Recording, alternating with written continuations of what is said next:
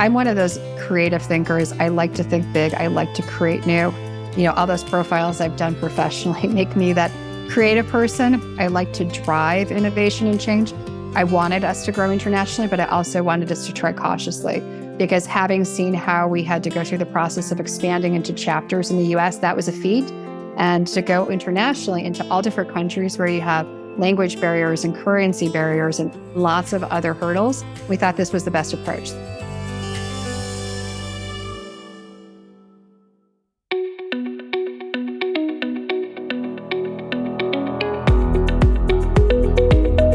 This is Associations Thrive, the podcast celebrating successful associations and their leaders.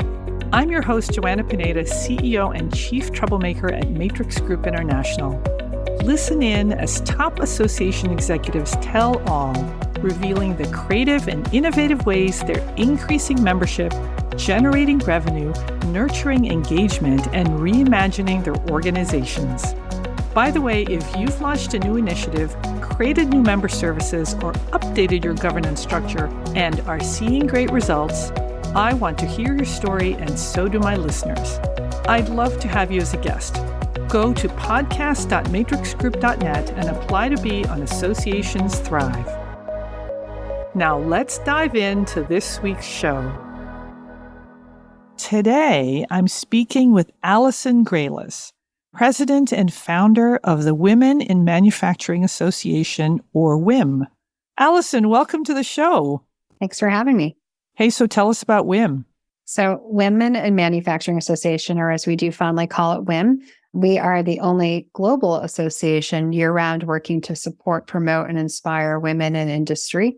I created the organization more than a decade ago, specifically to fill a niche, because there was not a community for women in industry or manufacturing to connect to or to align with.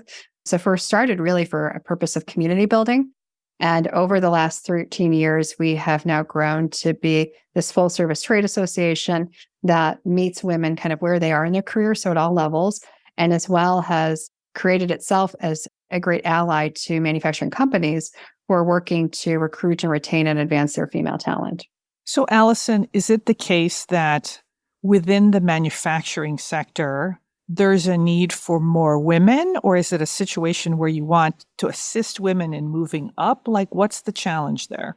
So the manufacturing sector is male-dominated, like many other industries. And when I started the organization, again, the goal was to connect women, but also at that same juncture to look at how do we help women rise? So how do we help them and support them as they strive to advance or to improve their situation or career and trajectory, but also how do you recruit more women into industry? So women make up present day about 30% of the manufacturing workforce. There's more than 3 million women in manufacturing careers in all different roles and responsibilities.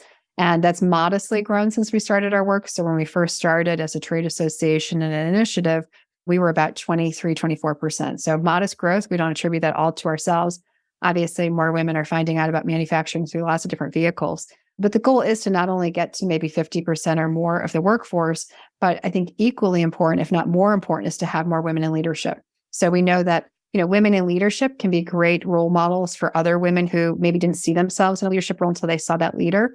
And then as well, we know women leaders can influence culture and policies and create manufacturing spaces and companies and facilities to be more inclusive places to work.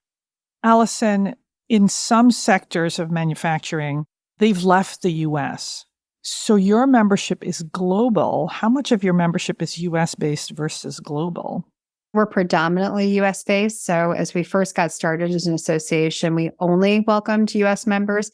And it really wasn't until this period of pandemic, 2020 on, where because of the virtualization of our programming, we were able to reach people now in all different countries who were connected to US-based members. So we found that our member companies in the US were sharing information about WIM to their international facilities, and women and men as well were starting to dial in virtually to many of the programs that we were offering. So we now have members in almost 60 countries and close to, I think, 1,200 international members of the Women in Manufacturing Association.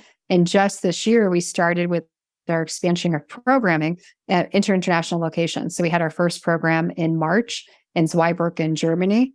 And we then now have 4 others planned for this year. So we next are heading to Barcelona, Spain, And then we're going to Tokyo. And then from there, going to Buc, France, and then to Brazil. So what we're trying to do is expand in a conservative way. So, we have 32 chapters all throughout the United States. And so as we started to have this huge interest from our membership to say, we need you and your organization where we have facilities overseas, we are trying to do this in a kind of corporate sponsored vehicle and entity. So how we're leveraging this is rather than standing up unique chapters in different countries or creating a WIM Europe or a WIM in other countries, we're actually using companies to host our own programs and to kind of test waters in different locations where we have growing numbers of members.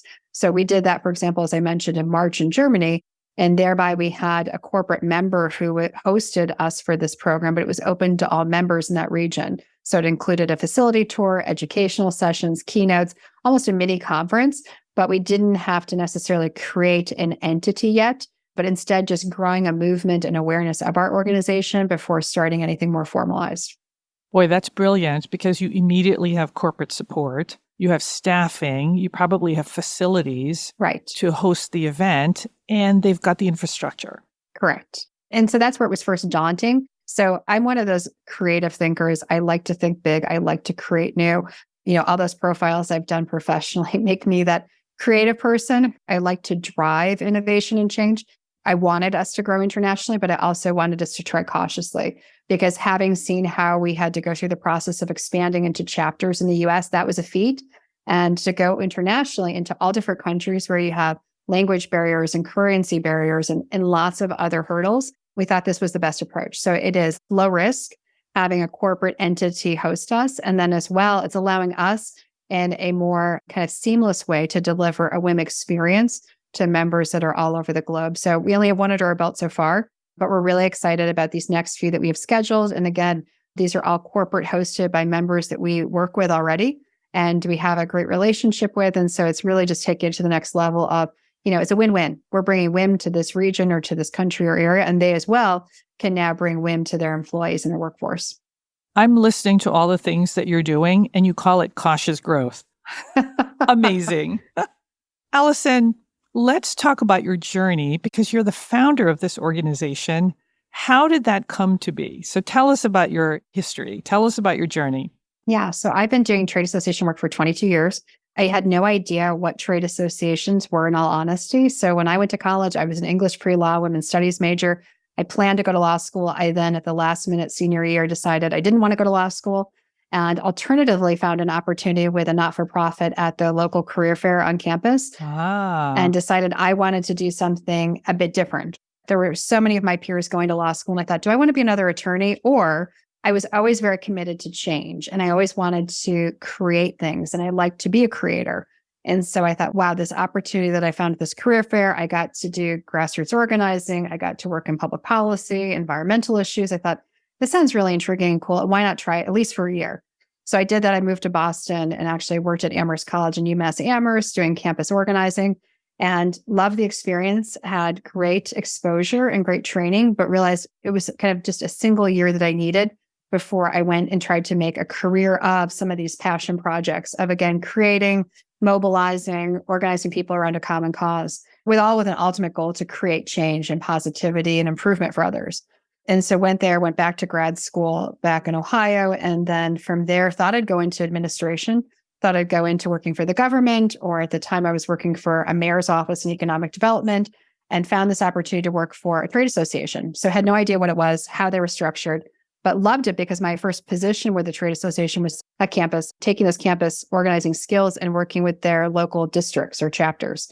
So I was a chapter organizer. I got to work with all of their local volunteer leaders and loved the position. Got to travel the country in my young 20s and got to work with business owners and leaders to create events and programs that, again, were improving the profitability and the way that these companies were ran, and as well to improve people's perceptions around manufacturing. And in this instance, it was metal forming, and loved the career. And while I worked in this organization, found that there were a lot of women, but not as many as I would have liked, who were in metal forming careers, and had a female chairperson, our first and only, sadly, ever female chairperson that the organization had in 2010. And she liked the concept of bringing together some women in metal forming. So we did some roundtables, some virtual events like business calls that we would do or benchmarking calls, some social events. And from there, I did research and found that there wasn't a national entity just generally supporting women in industry or manufacturing. So being a bit of an innovator and entrepreneur, I decided to do the due diligence, do the research, buy a website. And I said, I think there's something here with just generally women in manufacturing. So created a business plan of how to structure an association after we first held a kickoff event called our summit to kind of, again, test the waters. Was there interest in us helping support women in manufacturing generally? Is there interest in something like this organization? And yes, there was. There was 133 women that attended and many more that sadly couldn't attend, but on their feedback forms and through dialogue at the live conference, they said, we want a year-round association. How can we join? And I said, oh, yes, they want to join. They do want this full service type of structure and association. So again, created the framework by which we started welcoming members. And at first, it was just individual membership. And then over time, we've now grown to many different classes of membership, including retired, individual professional membership. We have corporate affiliated membership, student membership. And then we as well now have corporate membership at 3 different tiers, which is our largest tier and growing group of membership. So we're not a traditional trade association in that we're all just corporate members. We have a hybrid of corporate membership and then individual classes of membership, which is at first challenging, but it's also been of great benefit because you have different constituents that, again, when we look at ourselves and our services, we're servicing companies through corporate membership who have specific desires to attract and retain and advance their female talent. And then we're also individually focused that we want to make sure that we're supporting these women individually in their careers to have a great trajectory and great lifeline in this industry. Allison, what an amazing journey. And so here you are, 13 years later, you're growing and thriving. How's membership? Our membership has dramatically increased over the last few years. I didn't share the story that when I first started my career in trade association work, I was with another association. I had the amazing luxury of having a very visionary leader at the time at that association who allowed me to incubate WIM inside this other association for our first few years. So without just standing up an association altogether by itself, I was given the support by the association president at the time and as well their board of directors to incubate women in manufacturing as kind of a networking group for the first year or two within this other association called PMA, Precision Metal Forming Association.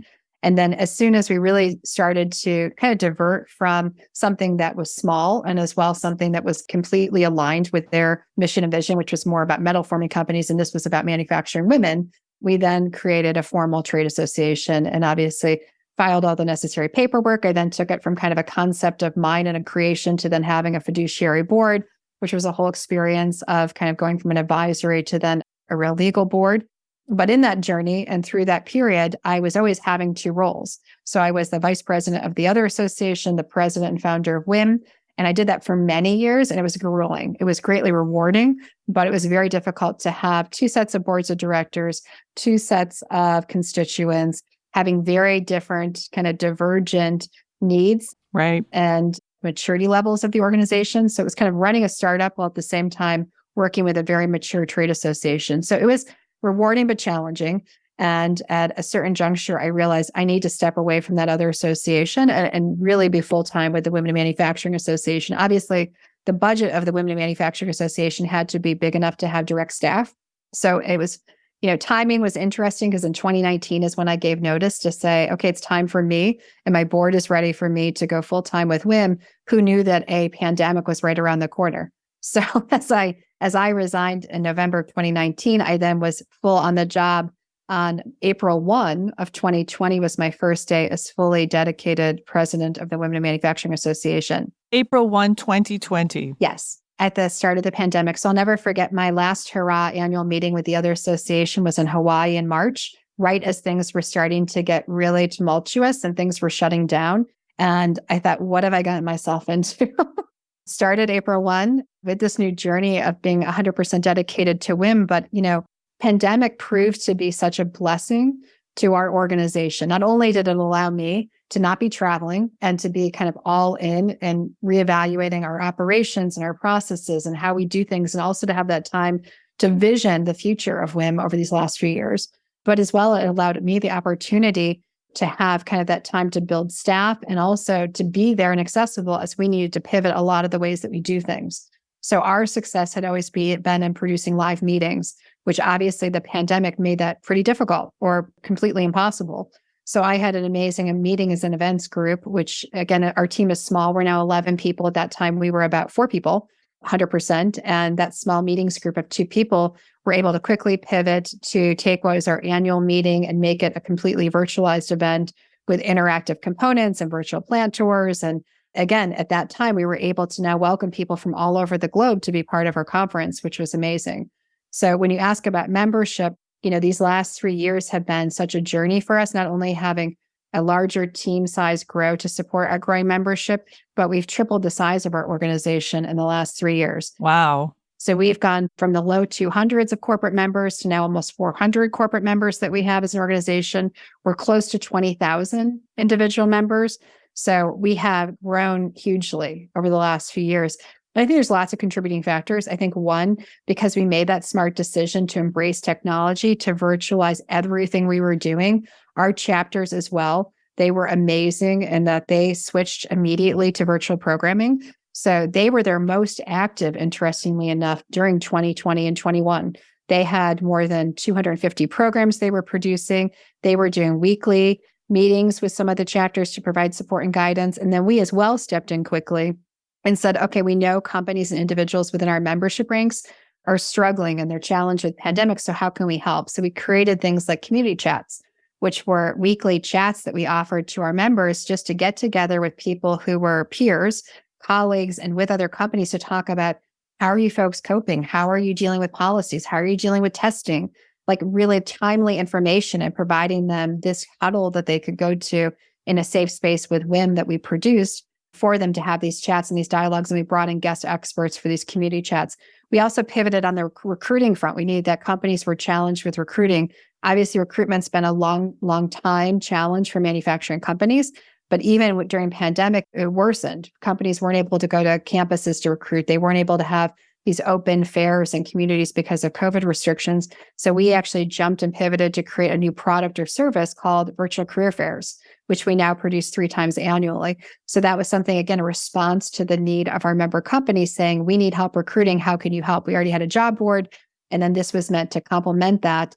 And then as well to meet that recruiting need that they had. And then another big issue that we tackled during pandemic was we heard from our corporate manufacturing members that they were challenged with the retention and the advancement of their women in production roles. So if you look at women in manufacturing classifications and titles, a lot of these women sit in hourly wage earning positions. So we spent 2 years almost creating a program just for manufacturing companies to help empower women in production level roles. It has been hugely successful. It just launched in 2021. And we've had now more than 300 graduates of this program. We have wait lists and we sell out of every single program we offer. And again, it was a direct result of the need of our members and quickly coming up with a plan and how to optimize the knowledge within our manufacturing member base to create a product and service that was timely and needed. Growth like this just doesn't happen, right? So you're producing all of these programs and clearly your members are eating it up. But you got to get known to other companies so that they become members as well. So how are they finding you? It's been a journey. When we first got started, it was amazing to talk to people in industry and they're like, we've never heard of WIM. We've never heard of this organization. Right. Because growth is ultimately going to come from new companies finding you and deciding to join. Correct. We've had a trajectory of, again, rapid growth over the last 3 years. People are finding us through a few different ways. I think one is that we are very outward bound when it comes to conferences, industry events, trade shows. I do a whole bunch of speaking engagements. So I think over the last 3 years, I've done 100 plus speaking engagements, and that could include panels, keynotes, being on podcasts, being at companies, doing presentations. So I've been very outward bound and outward facing to hopefully expose people to the fact that our organization exists and that we're a resource. We obviously get many more speaking engagement invitations beyond that. We do vet those through our communications team. But I think that's been one of those things that definitely has impacted or helped us to be known in this industry and to have companies and individuals find us. We also have a very active social presence. So our chapters, our 32 chapters that we have, they're very active on social. We are very active on social. So if you look at examples of our LinkedIn group, for example, that's our most robust community. We have more than 22,000 followers who are part of that LinkedIn group, and it is very active. So when we look at our engagement levels, they are off the charts on in LinkedIn. When we look at our competitors and we benchmark against other organizations like us, we are definitely at the highest ranking or the top rankings when it relates to contributions and engagement on venues and vehicles like LinkedIn. So I think that's also been a way for us to get found. I think what's unique is that when people come to our annual conference or when they come to a WIM meeting, they talk about how very genuine and authentic our organization is. Our organization was never started just to make money. Our organization was founded to help women, to help our members, to help this industry. And we've done it in a very thoughtful and authentic and genuine way. And I think the people that come to our conferences and events, they see that. It's a different type of community. And I think I've created this, and our staff has supported and created this community that when you go to a WIM conference, I think, and we've heard this from our attendees, it feels like no other manufacturing conference or event that they've gone to. So you've got your annual conference coming up. You call it Summit 2023. Yes. That's coming up in September. So speaking of conferences, what can we expect that's new at this year's meeting? Yeah, so our conference, it's always a kind of evolving process of how we construct and how we deliver. We're very cautious and we are very responsive to feedback we get. So we always first look at feedback forms to say, okay, what are the things we're doing right? What are the things we can improve with our annual conference? We always want to make it that best experience for our attendees, especially for those first-time attendees. And what we found is that we, again, have adopted and embraced this virtualization and this virtual audience. So we have continued with hybrid. I know a lot of other associations stopped their hybrid as soon as COVID restrictions lifted. We have not. We know that we want to be there for all of these international members that have now connected with our organization. So we've stayed hybrid. I will say the majority of our attendees are live participants. And so what we've done last year and the last few years, we have actually virtualized all of our breakout components. So we have 30 plus educational tracks or breakout sessions. We have actually virtualized and live streamed all of those sessions. And then as well, all of our general sessions are live streamed as well. We've also added, in addition to our plant tours that we do live in whatever regional area we are, this year we're in San Diego. We also have done virtual plant tours. So again, those virtual audience participants can experience plant tours, but just in a different way. So again, we're trying to be considerate of all the different people that connect with our organization. We know that we want to be an organization that reaches all people in manufacturing, not just those with big budgets, not just those with high titles. So for us to reach more women in production and in frontline positions, we need to be accessible to them. And so that's why we've really tried to transform our conference to be an accessible conference for all. So other things that we've added, again, we're trying to create new networking opportunities. So we've added streams this year that are more specific to unique audiences. So we have a sponsors and allies stream. We have a young professionals stream, and we have a stream for leadership topics or leadership development, more probably tailored for those who are in leadership positions. And then again, our content, we have an innovation and technology stream to kind of address that area of manufacturing. So again, we've added new interactive elements to the conference. We've expanded our exhibit hall experience. So just trying to not reinvent the wheel, but definitely to tinker with those things that we can improve. And we go to lots of conferences ourselves. As I mentioned, I speak at some, our staff goes to conferences. So we always like to steal some great components that we see at other events and try them with our audience. So Allison, I have many guests on this podcast that represent industries that are just crying for people, women and men. And I see that you have a new partnership with Jobs for the Future to funnel people into registered apprenticeship programs. So tell us about that. Yeah, so we have been working with Jobs for the Future for, I think we're now in year 3 of our partnership or work with them. So we are an outreach partner on a very sizable grant that they received from the Department of Labor to help create and recruit more individuals into registered apprenticeship programs who are from diverse backgrounds. So that includes women and other individuals to enter into registered apprenticeship programs within their state. So it has been a great relationship. We have gotten to work with some leading educators and implementers and people that do accreditation. And our partnership piece is really on talking about the opportunities that are out there within companies and within these formalized programs to help women advance and to support themselves and their families. So we have very much talked to many of the companies about how to create a program, how to reboot a program that's maybe gone dormant, but then as well as how to promote this to other women who are residing within companies who might want to engage in this type of apprenticeship opportunity. So we talked to graduates of programs, women who are in the programs presently, to share how it's impacted their life and their families. And interestingly enough, so many of the women that we've met through some of the video series that we've done have been single moms. So we see that there's an overabundance of women who are often in production level roles who are themselves the primary breadwinner for their family. So we've gotten to highlight through storytelling, and very powerful storytelling, I might add, how they've been able to support their families as a single mom through their corporate support in their enrollment in a registered apprenticeship program. I mean, these are portable skills that people are earning while they're on the job. They're learning, obviously, how to support their families. They're looking and seeing pathways for how to advance their careers. So it's been a really powerful program, and we're excited to continue as a partner with Jobs for the Future. And obviously, we want to help recruit more women into registered apprenticeship programs. Speaking of storytelling, you have a podcast. Tell us about that. Why'd you start a podcast, and what's been the result? So we started our podcast a few years ago, and I think now we're on episode 25 or 26. Congratulations. Thank you. It was really a passion project of one of our new hire employees who had seen this gap. She herself was passionate about podcasts. I loved it as a listener, and I always thought it'd be cool if we had a podcast, but wasn't sure if we really had the infrastructure with a very small team at the time to launch a whole podcast for ourselves. She, though, took it on and said, hey, I'm interested. I want to help us achieve this. And so she served as our producer for the first year or so of the podcast. And the goal of it, it's called Hear Her Story. It's meant to be an extension of what we had been doing for many years through a blog series with the same name, where we would interview women, we'd have them tell their story, all with a goal to hopefully inform and inspire people who are either looking for a career or maybe in a manufacturing career but want to rise, to kind of give them a roadmap of what were some of those experiences that these people had along the way.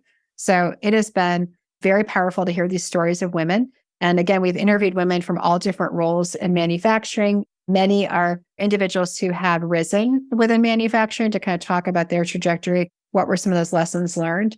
And again, we've got our future guests coming that we're trying to diversify a little bit our guests. We've heard from some of our listeners that they also would like to hear from some early career individuals.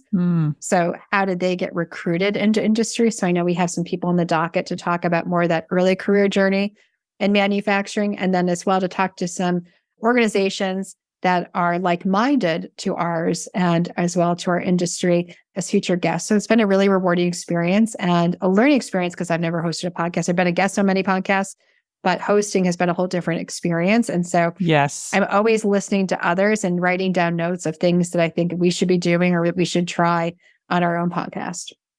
Allison, thank you so much for everything that you shared with us. Wow, I can't believe that you call this cautious growth, because you're just blowing up the universe and really making a difference for women in manufacturing. Thank you for sharing what you're doing with regard to your virtual learning, with your chapters, with your recruiting.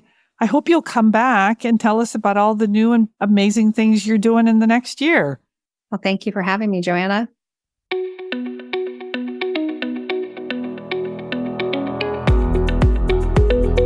Thanks for listening to Associations Thrive. We're so glad to have you here.